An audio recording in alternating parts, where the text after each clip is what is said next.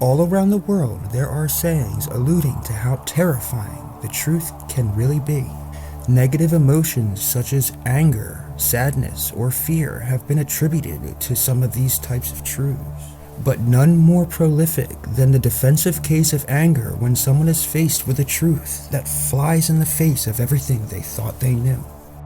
In this episode, we'll be going over 3 experimentally verified and logically deducible facts that are sure to make people angry.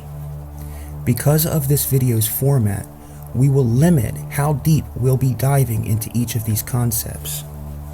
If anyone would like to see a deep dive into any of these truths individually, let me know in the comments section below. Also, be sure to like, subscribe, and turn on notifications.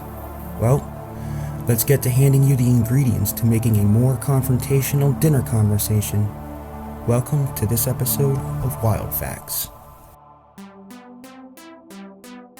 We'll begin antagonizing keyboard warriors by criticizing the concept of political ideology.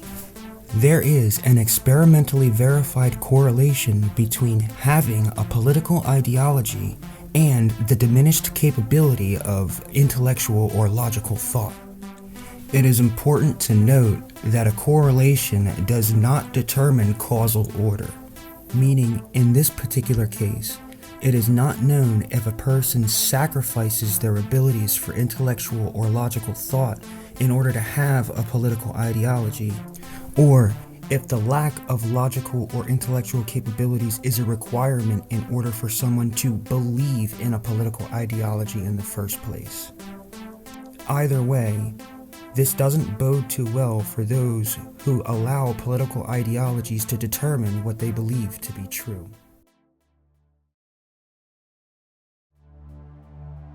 That's right, we're addressing both the archetypes of taboo conversation topics.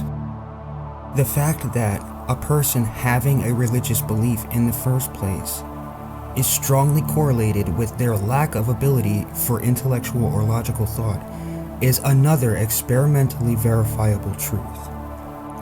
I can already hear the echoes from the future of keyboard warriors violently attacking their keyboards in order to deny experimentally verifiable facts. The irony is, in all likelihood, if you're one of those keyboard warriors violently attacking your keyboard in order to refute these experimentally verifiable truths, you belong to those categories of people who have been experimentally verified to lack the ability to comprehend experimentally verifiable truths.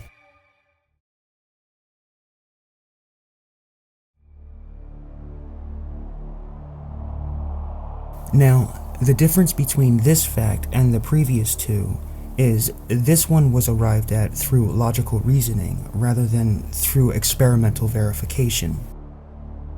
This is because in America, there are locations responsible for hiring police that have policies of restricting the level of intelligence a police officer can have.